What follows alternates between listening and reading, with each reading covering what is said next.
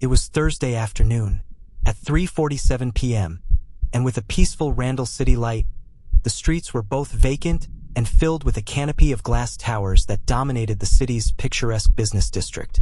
In that hurry, 5 masked persons rushed into Senna's Jewelry Emporium, one of the oldest luxury stores in the city.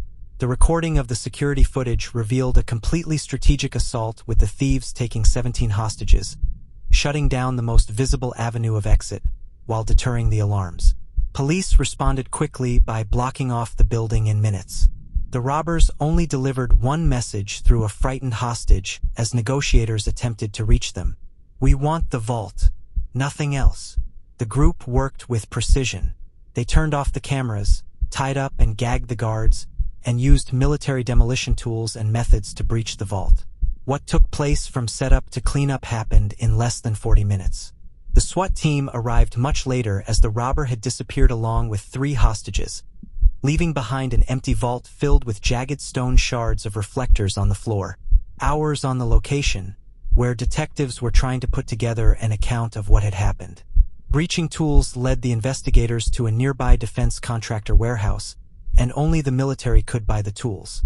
After that, it was pretty much a throwaway line. Ben Cuba, ex-Navy SEAL, was a private security consultant. Ben had the training, he had the men, and Ben had a history of being broke after failing to save a business he began. A witness even claimed to have seen a man matching his build near the store 2 days prior. Ben denied everything. "You would not see me again if I had robbed a jewel store." However, the circumstantial evidence heavily outweighed the denials.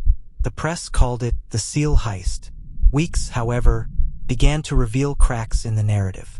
One investigator noticed something odd in some of the footage collected from the cafe next door, a reflection caught by a window across the street. In that reflection, a 6th person stood watch outside the store, someone who was never in the police reports. That 6th person was Maya Hong, the Emporium's assistant manager. She had been the one to accidentally schedule a delivery that delayed the armored truck pickup that day. She also handled the access codes to the vault, and her phone records showed multiple late-night calls to an unlisted burner, later traced to one of the robbers. When confronted, Maya broke. She confessed, but her motive stunned even the detectives. Maya had been in a quiet relationship with Ben Cuba's younger brother, Daniel, a former logistics officer who'd gone missing months earlier after being discharged for debt-related misconduct. It was Daniel, not Ben, who orchestrated the heist.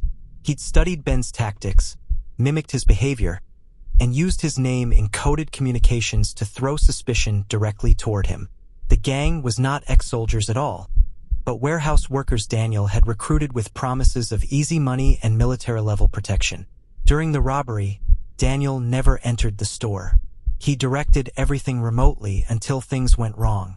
When one of his men panicked and fired a warning shot, Daniel cut communication and disappeared.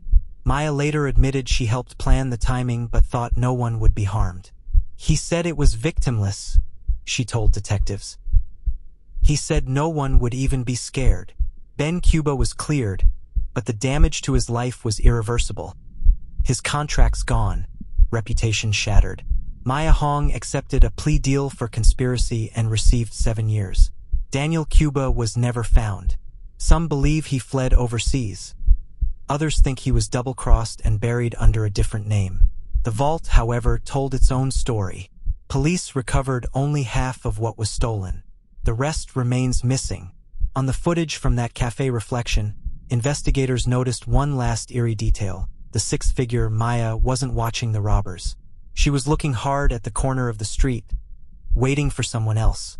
Even now, the Randle heist is one of the most complicated unsolved robberies in the history of the city. What began as a case against a decorated Navy SEAL turned into a web of betrayal, love, and deception.